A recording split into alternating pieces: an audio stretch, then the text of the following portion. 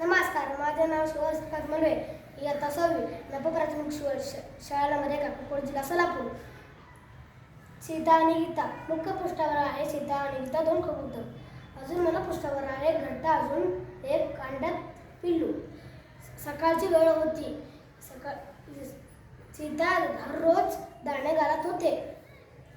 1-2 कबूतर येऊन बसले होते. तेव्हा त्याने सीता बघितली की एक कबूतर तिकडे जात होता.